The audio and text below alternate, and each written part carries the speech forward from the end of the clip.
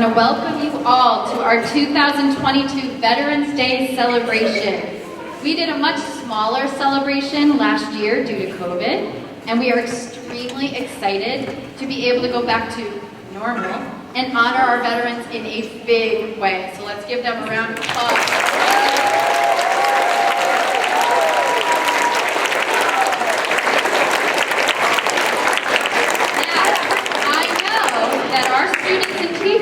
Are looking forward to the day off tomorrow. But if we think about it, do we all know why we have the day off? That's right, it's Veterans Day. We know it's Veterans Day, but what exactly does that mean? And hopefully you're learning about that today. But every November 11th, we honor military veterans on this federal holiday. Military veterans are those who have served in the United States Army, the Marine Corps, the Navy, the Air Force, the Coast Guard, and even the Space Force. And together, those branches are known as the United States Armed Forces. They have committed themselves to serving to ensure our freedoms, and they deserve our utmost appreciation and respect. We are fortunate to have visiting kids today approximately 75 veterans. And I want, yes.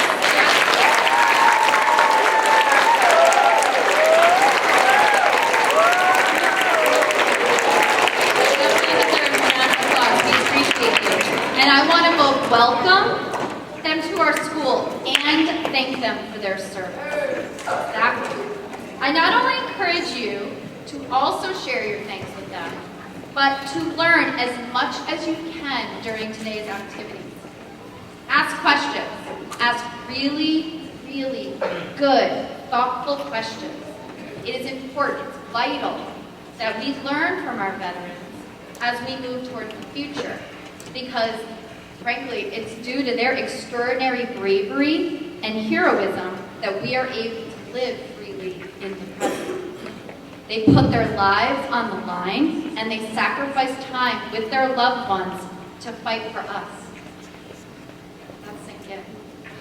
We owe them an extreme debt of gratitude, and I hope you are as honored as I am to have them with us today. So welcome and thank you.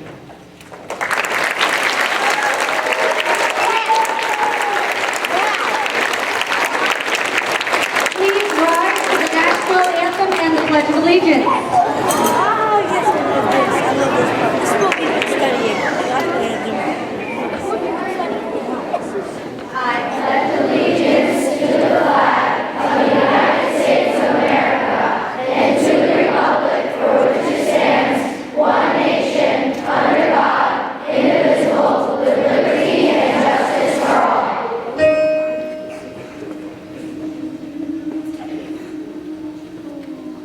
Oh, say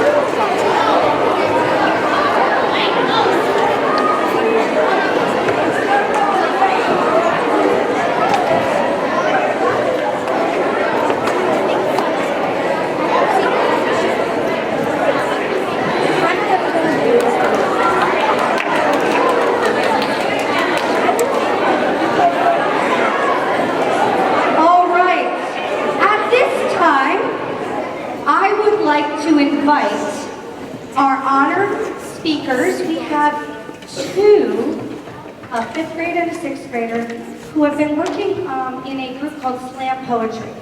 The Slam Poetry meets after school, and they wrote their own poetry in honor of Veterans Day. So I'm going to invite up Peyton Small and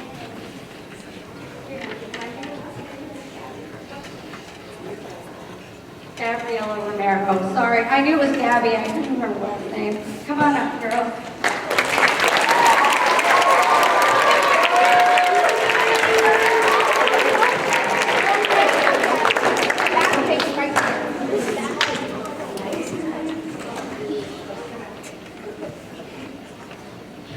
Military. They helped us so much they deserve a raise. So pay your taxes, I say, for the loved ones that did not stay. Tell them you love them. They will listen. I'm sure they're up in heaven having a great day. Tell them how thankful you are that you are safe and for the best hugs and kisses goodnight. Thank you.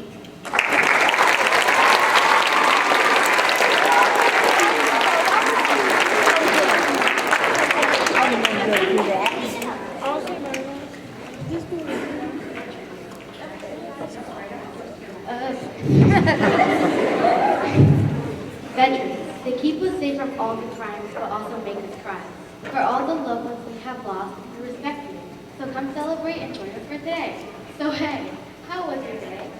We hope that you enjoy our plans, and we're thankful for the things you've done, for your kindness, bravery, and strength. We respect you on Veterans Day.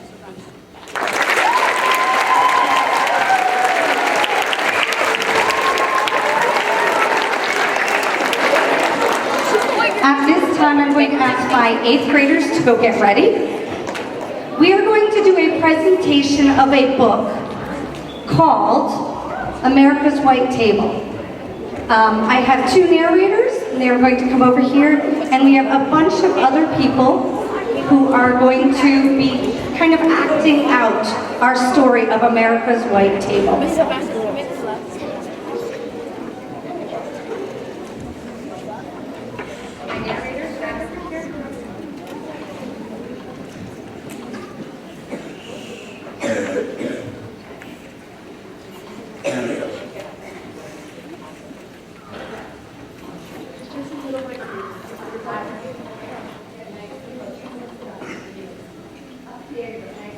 It was just a little white table, but it brought tears of pride to my Uncle John's life, the Veterans Day. He came for dinner, stood by it, except for one person, even though nobody would be here. It was just a little white table, but earlier that day, Mama had told Gretchen, Samantha, and me, the little white table we were setting for Veterans Day was just like the ones that are stood across America in the dining halls of the Army, Navy, Marine Corps, and the Air Force since the Vietnam War ended. Tables honor the men and women who serve in America's armed forces, especially those missing in action, our MIAs, and those held prisoners of war, our POWs. It was just a little white table, but it felt as big as America. We helped Mama put each item on it, and she told us why it was so important. We used a small table, girls, she explained first, to show one soldier's lonely battle against many. We cover it with a white cloth to honor the soldier's pure heart when he entered his country's call to duty.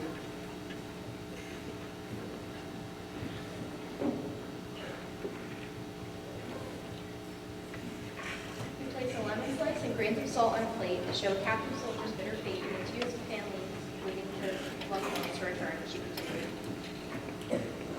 continued. Push an empty chair to the table for the missing soldiers who are not here. We lay a black napkin for the sorrow of captivity. And turn over a glass for the meal that won't be eaten. We place a white candle for peace, and finally a red rose and a vase tied with a red ribbon for hope that all who are missing will return someday.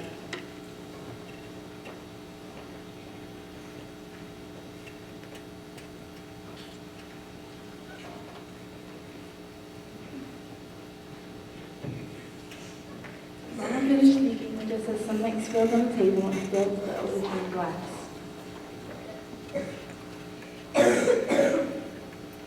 It was just a little white table, but it suddenly made me want to burst with a feeling I couldn't explain when Mama told us how much our sitting at the table would mean to Uncle John that night. Then she told us something we didn't know. Our Uncle John, who gave us big hair, bear hugs, and and spun us up like airplane foils and called me his Katie girl. It was a POW in Vietnam War before we were born.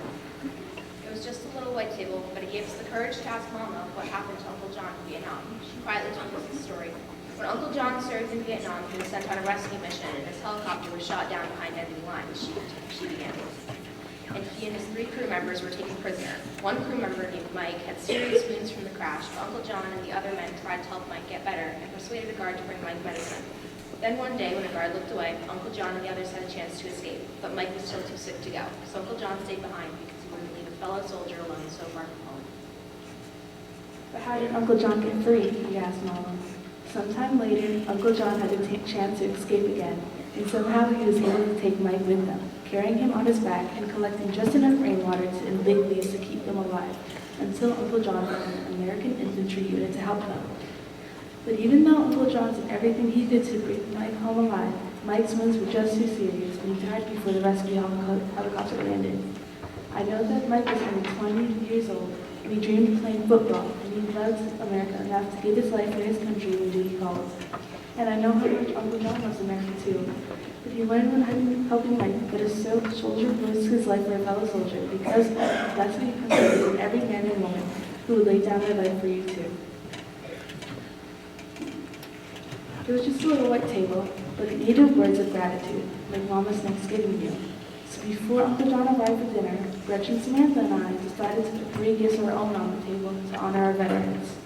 Gretchen colored pictures of all the objects on the table, and Samantha wrote out the songs of My Country Tis of Thee as a tribute and song.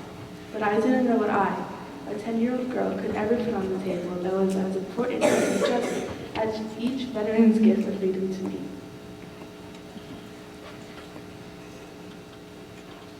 It was just a little white table, but I looked at it all dinner long. In the quiet inside me, I could almost hear the silent soldiers at the empty chair saying, "Remember us, please. We're real people like your Uncle John and Mike, who left families and friends, homes and dreams of our own to protect your birthright of liberty from disappearing as easily as sunlight from a glass." It was just a little white table, but it took my words away when I hugged Uncle John goodnight and wanted to thank him for serving our country so bravely. So I just hugged him even harder and told him I loved him. Uncle John hugged me back even harder than I had hugged him. And that's when I knew what I could put on the table. And I promised to put the words from my heart into a little book about America's white table. And in the book, I used Gretchen's pictures and Samantha's songs and Mama's story about Uncle John and his friend Mike. Because I hope that everybody who read it would get a set of white table on Veterans Day too. So the brave Americans, the little table honors, won't ever feel forgotten by the country they love so much. Then in the salt, on a little white table, I traced the grains of their family's tears, that what each man and woman who serves America is to me, a hero. And that's when I saw the tears of pride fill my Uncle John's eyes.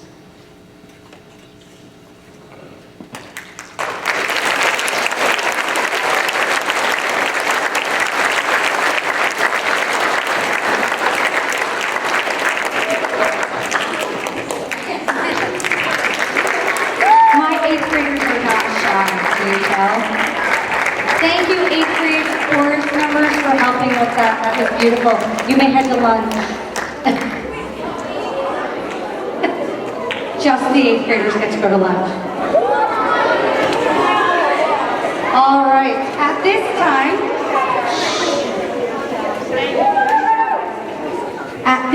I would like to invite Arthur Wood, U.S. Army, if I'm correct. Arthur, correct? Arthur, Mr. Wood, has been with us for every year that I've done this, that we've been allowed to be in the building. Let me restate that. And he's been here in thought when he couldn't be here. And he would like to just share some of his thoughts as an Army veteran. His granddaughter, Sydney Thompson, and his grandson, who also went through this school, Connor Thompson.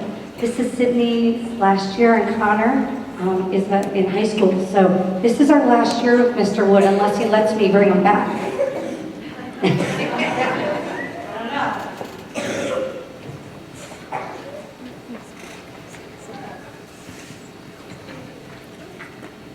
I'm going to take my cheaters off. Hello, everyone, and I want to thank you all for coming. Excuse me.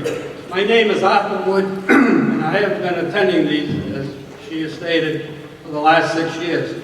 This is one of my favorite school functions to attend with my grandchildren. And as we talk about them and part ways, the life prior to them, it has impacted me throughout my life. I served in the Army, and I spent 5 months at Fort Leonard Wood in Missouri, of all names. And what I've learned in the service, my skills, helped me to be a firefighter for 39 years in my city, which I am very proud of. Today and tomorrow will be a very special as we come together to celebrate the veterans and to all who have sacrificed. We celebrate the Veterans Days because of what they have done and what they have left behind and the experiences they have had, good and bad. Gotta find my place here so I don't lose it. They returned home and they had problems. But they readjusted and became citizens back here in the United States. I had the great privilege of telling my grandchildren some of the stories that I had when I was in the service.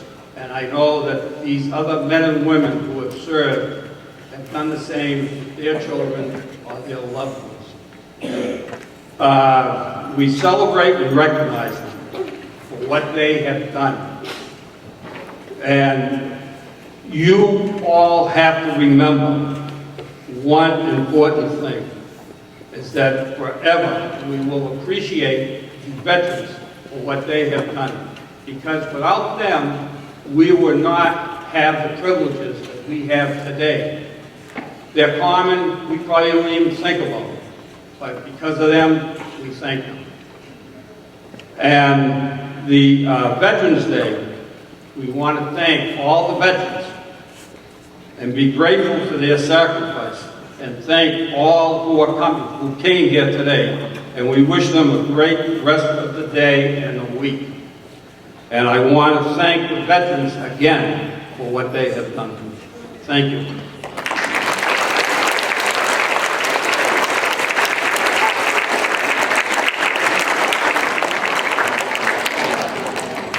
I am going to ask Mrs. Smith, who's up in our booth, and she has a video to share with us today.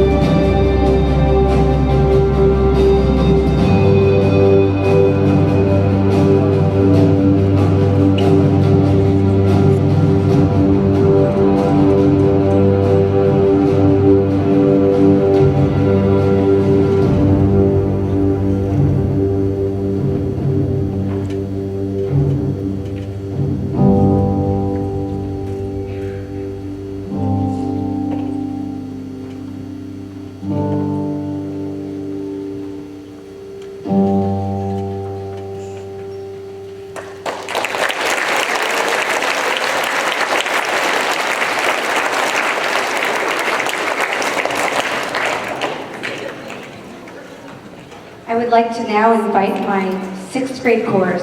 We're very excited to perform for you. This is our first live, public, real performance, which is very exciting because these students didn't get to sing with me in 5th grade because of COVID and everything else.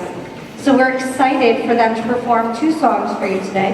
One of them is called On Veterans Day.